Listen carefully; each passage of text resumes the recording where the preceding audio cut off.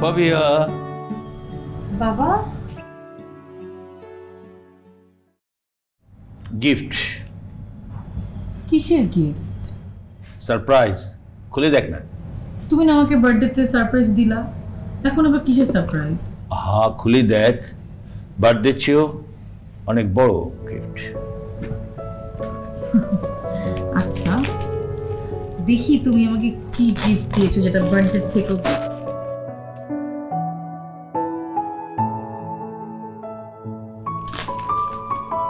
বাহ, খুব কষ্ট করে র্যাপিং করেছো।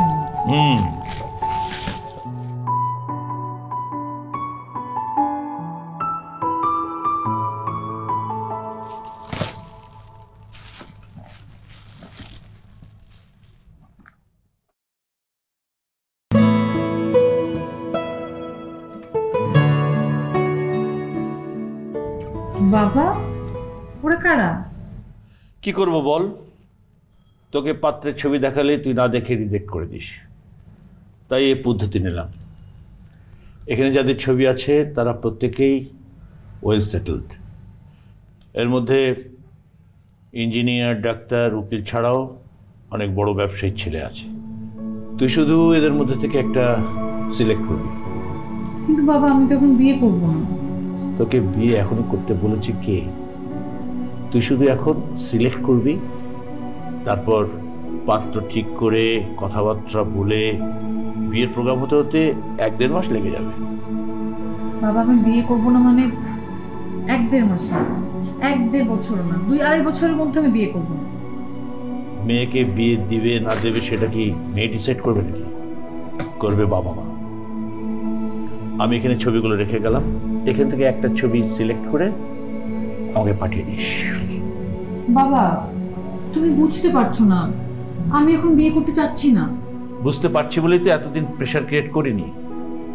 এখন যে আমি সিরিয়াস, এটা তো বুঝতে পারছিস।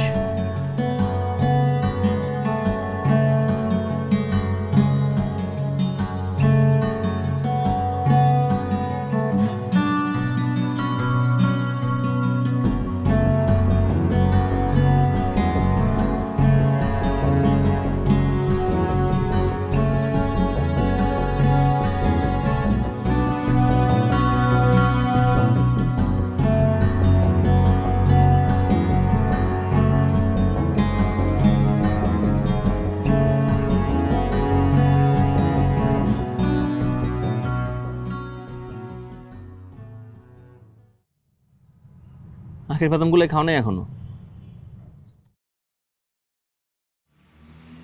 আমরা কি পার্কে বসে বাদাম খাওয়ার জন্য রিলেশন করছি? বুঝলাম না।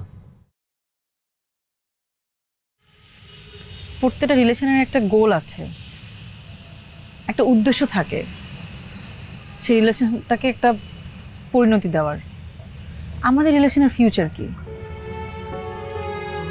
অনিশ্চিত। অনেক। তুমি কি কখনো সিরিয়াস হবে না? এভাবে আর কতদিন? আমি সিরিয়াসলি বলতেছি, আমাদের রিলেশনশিপের কোনো ফিউচার নেই। ফিউচার থাকবে কি থাকবে না সেটার জন্য আমাদের চেষ্টা চালিয়ে যেতে হবে, তাই না? চেষ্টা করে তো আমি একটা চাকরি ম্যানেজ করতে পারবো। একটা সম্পর্ক চাকরি বা তার বেতনের উপর ডিপেন্ড করে না অনেক, দুটা মানুষের মন মানসিকতার উপর ডিপেন্ড করে। বুঝলাম না। আমার বাবা ছেলে দেখছে, এবার সে সিরিয়াস। আমি চাই বাবার সিদ্ধান্ত নেওয়ার আগে তুমি বাবার সাথে কথা বলো। ভাবিয়া, তুমি আমার অবস্থাটা একটু বোঝো। নুন আনতে পান্তা ফুরে টাইপ অবস্থা। আমি সেখানে কিভাবে গিয়ে তোমার বাবাকে বলবো যে আমি আপনার মেয়েকে বিয়ে করতে চাই? আর আমার যে অবস্থা, তোমার বাবা কেন, পৃথিবীর কোনো মেয়ের বাবাই তার মেয়েকে আমার কাছে বিয়ে দিবে না, কারণ আমি বেকার। তুমি বেকার কোথায়? তুমি তো টিউশন করছো, ভালো বেতন পাচ্ছ। একজন চাকরিজীবী যেমন বেতন পায় তুমি ঠিক তেমন বেতন পাচ্ছ, তাহলে সমস্যা কোথায়? ভাবিয়া, টিউশনিকে এই দেশে পেশা হিসেবে গণ্য করা হয় না। এটা একটা অনিশ্চিত পেশা, আজকে আছে তো কালকে নেই। সাধারণ পরিবারের বাবাও চায় তার মেয়েকে একটা ফিউচার আছে এস্টাবলিশ এরকম ছেলের কাছে বিয়ে দিতে, আর সেখানে আমি।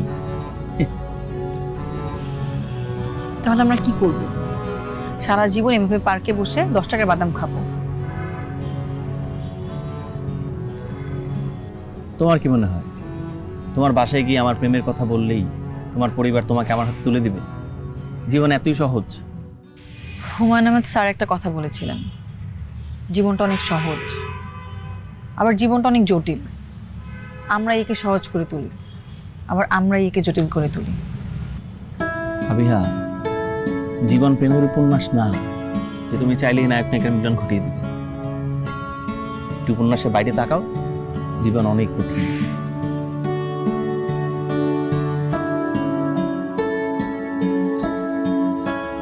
জীবন অনেক কঠিন, কিন্তু তোমার মতো হাত পা গুটিয়ে বসে থাকলে হবে না।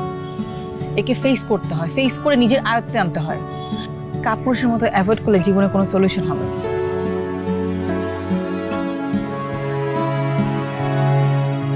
ভাবিয়া,